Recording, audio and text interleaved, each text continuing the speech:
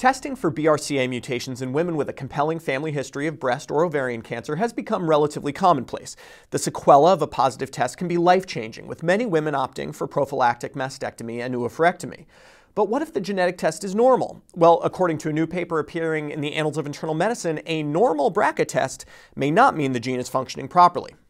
BRCA1 is a DNA repair protein. When it is inactivated by mutation, errors in DNA can build up over time and eventually we see cancers develop, typically breast and ovarian cancers. But there's more than one way to inactivate a gene.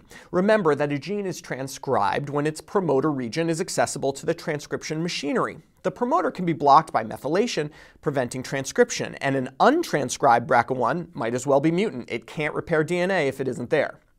The study of interest examined 1,541 women with ovarian cancer and no BRCA mutations. They matched these cases with 3,682 controls. Most of the women in both groups had normal BRCA1, but roughly 9% of those with cancer had abnormal methylation in the BRCA1 promoter compared to only around 4% of control participants.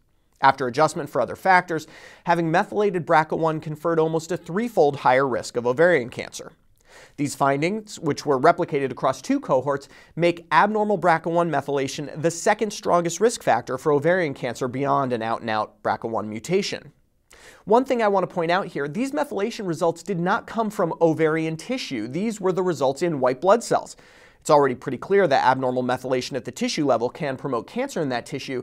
This is one of the best studies yet to demonstrate that the methylation problem may be global. But how does this abnormal methylation happen? Is it some environmental exposure that we could potentially avoid? The researchers believe the relevant exposure happens in utero or early in life based on data from a cohort of newborns.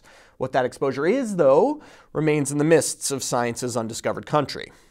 Aside from identifying a new risk factor for ovarian cancer, there's something more compelling about this study. Because the BRCA1 gene in these women is normal, one can imagine a therapy that would reduce methylation, allowing the gene to be properly transcribed. Would this open the door to a novel treatment in a subset of women with ovarian cancer, or perhaps a therapy that would help prevent ovarian cancer in the first place? I'm sure that's something we would all promote. For MedPage Today, I'm Perry Wilson.